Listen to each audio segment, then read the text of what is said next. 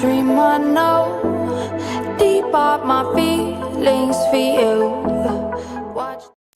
Hello reality viewers, welcome back again to Reality Latest Gist, the home of news and politics. For this channel, we dey drop news every day and we dey react to every videos wey comes our way. And na reality news now we dey drop for this channel, and we dey also dey talk am as e be. If today na the first time we say you dey come across this channel, you are highly welcome. Thank you so much for stopping by. And if you are returning subscribers, I appreciate all of una for una massive support to this channel. I say may God bless all of una in Jesus name. Amen. I get video where I want present to una this very moment, and I go to follow una, they watch the video. After we don't watch them together, make we drop our opinion constructively for the comment section. Like our videos and also share our videos if possible. Bye for now. But we don't need American former ambassadors to come and tell us that we had flawed elections. I think it's just like petting people at the back if they have to remind us. We knew what happened. Even Inec came out to say they had glitches. They had problems. They had technical glitches. But the shocking thing is that Inec has not been able to explain the nature of problems they had. And hopefully Inec is still reviewing those problems they had. Because the basic question people have constantly asked Inec is that what happened, why did we not use the IREV and get real-time results as I went due? But Inec has not been able to answer that question. They just say technical glitch. Technical glitch is not good enough. Let us know what truly happened. And for the love of mercy, Inec too should also learn to respect the court orders. Don't stop any political party from inspecting the materials out there. The court has ruled on that. Let them inspect the material. We need transparency to be able to wade through this process. But the sad reality is that we don't learn. We are back here again, exactly where we were 40 years ago in '83. Because we forget in a hurry, it was that same election that led Fela to sing "Teacher Don't Teach Me Nonsense" in '86. When he said, "Na the second election, na him was he pass." Babala nonsense. How people not go vote? We're going to get millions to millions. It was that same election that tainted the credibility of the Chief Justice of Bender State that was said to be an upright man, Justice Whiskey. That same elections with Fedeco, because we don't learn, we forget things in a hurry. All the controversies about that same election in '83 are the things that are playing out. The only difference slight is the technological interplay. We heard about money and bribery. We remember the famous interview with Justice Whiskey. When he was asked, the water pass under the bridge, he said, "If I see 1 million naira cash, I will faint." We have not forgotten those things. And those are the nascent problems we have with our democracy, because we don't learn. And I think really we choose not to learn because we have institutional, cataloging in abundance. But we just choose not to learn. So if we are just waking up because some foreigners are coming to tell us that our elections are flawed after the West has made mockery of our electoral system, then we know that they are just patting us on the back.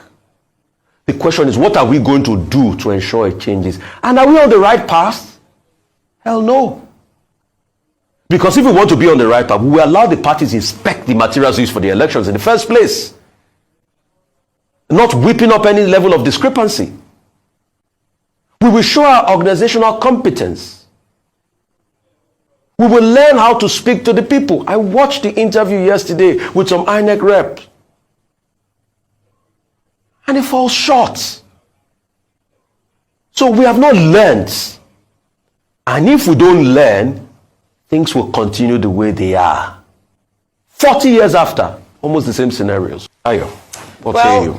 Yeah, just agreeing with what some other personalities and agencies have said with regards to the February 25 presidential election. These, the ambassador Mark Green and Johnny Carson, both U.S. envoys, have also aligned with what the U.S. ambassador to Nigeria, Mary Beth Leonard, has said, and also Chatham House in England has said what some international observers have said or observed about the elections of February 25. They've said it's been fraught with irregularities. That's a word we've heard a number of times with regards to that particular election. However, what I really like in terms of this article is where they talk about the role that Nigeria plays as the biggest democracy and the biggest economy in Africa, and being, as we often call Nigeria, the big brother of Africa, whereby other countries in Africa can borrow a leaf from or learn lessons from. Therefore, in that article, they talk about the fact that the importance of this election and the conduct of the elections is due to the fact that other democracies can learn. In fact, Nigeria is said to be by 2015 one of the biggest in terms of population around the world. So this is not just the biggest democracy in Africa, but the biggest democracy, one of the biggest democracies in the world. Also, I am grateful that they touched on what the president-elect should start to look at in terms of forming an inclusive government. They analyzed the electoral process and just talked about some of the shortcomings which we've already highlighted on this show. However, very critical as well, and the reason why we must continue to have these conversations is the impact or perhaps the lessons we can learn from what happened on February 25 going forward in terms of the elections to come in a few days, 6 days time. We're going to go to the polls again, this time to elect governors and also members of the State House of Assemblies. They also talk about the impact on other elections across Africa. But let's bring it back home in terms of some of the lessons that we can learn.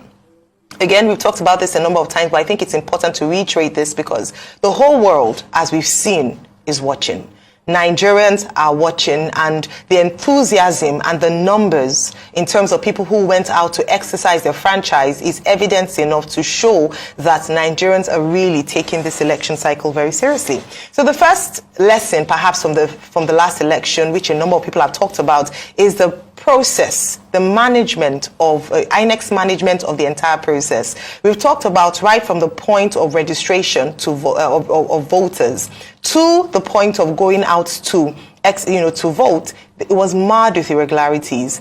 We had the issue around even being able to register. A number of people said they were disenfranchised because they couldn't register and they couldn't obtain their permanent voters card.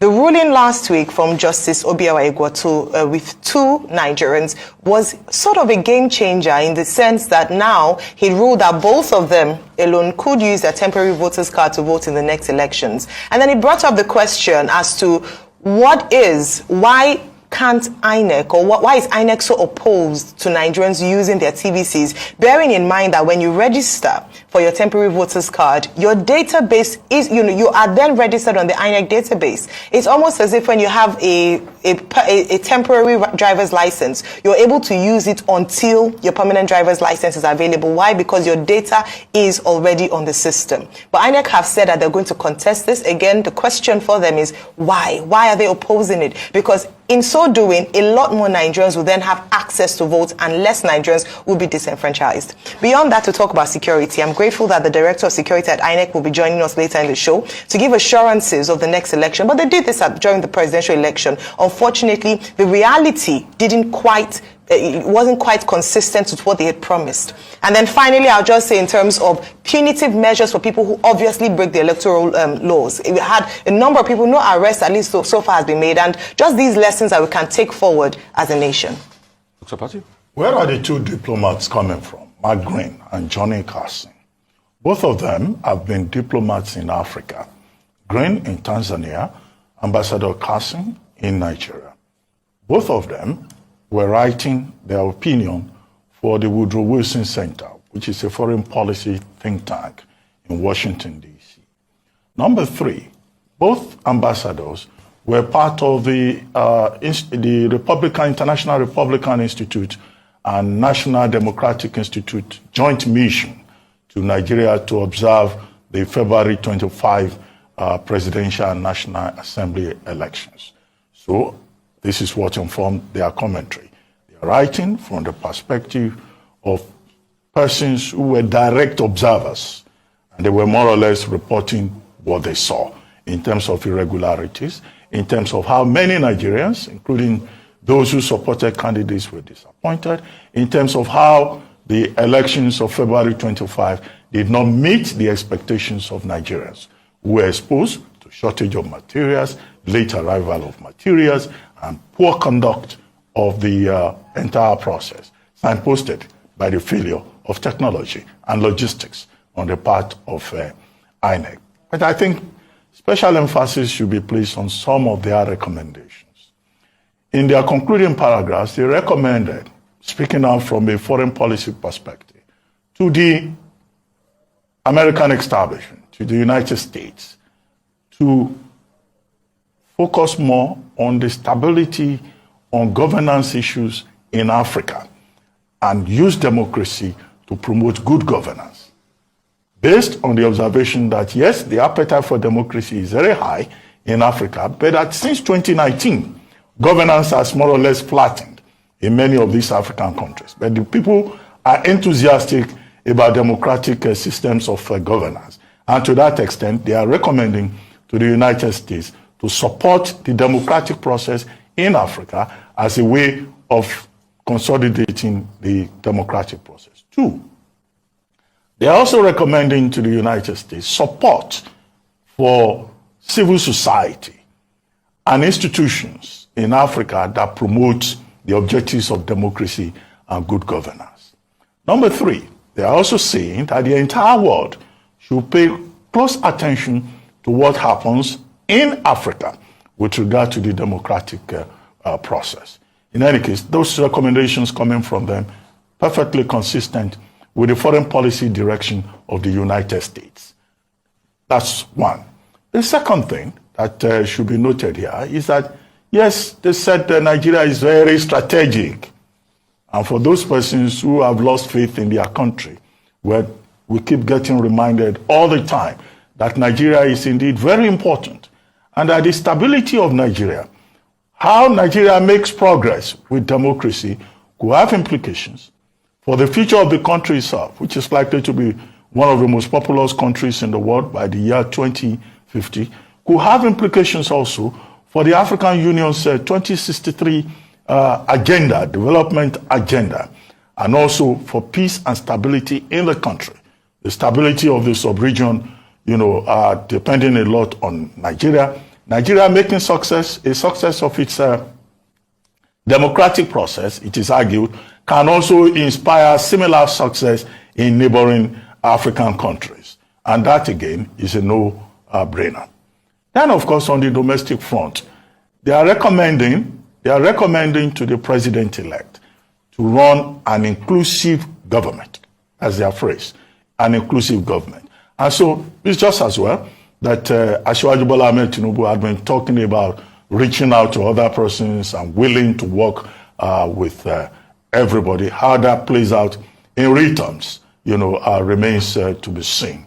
And then, of course, they are saying that lessons learned from the election of February 25 should inform preparations for next election. They said the next election now is on March 18. The question arising therefrom is, does Inec have the capacity to learn? Nigeria's political class, is that political class, the professional political class that is it willing to learn? After the conclusion of the 2019 general election, there were reviews, there were lessons. Inec identified some of those lessons. The chiefest of this being Inec's position about internal democracy within parties. Have we seen any of those parties learning from that past experience? As a PDP, which even organized its own review after 2015, after 2019, as a party and its members, or its members, have they shown the capacity, to learn from lessons? Part of the problem we have in this environment is a failure to learn, is a problem of memory, is a present-mindedness, what is called temporocentrism, of the professional political class, which then places us in a recursive context with regard to our democratic experience. But it's good to have, observers reminding us of our flaws and reminding us that we can do better.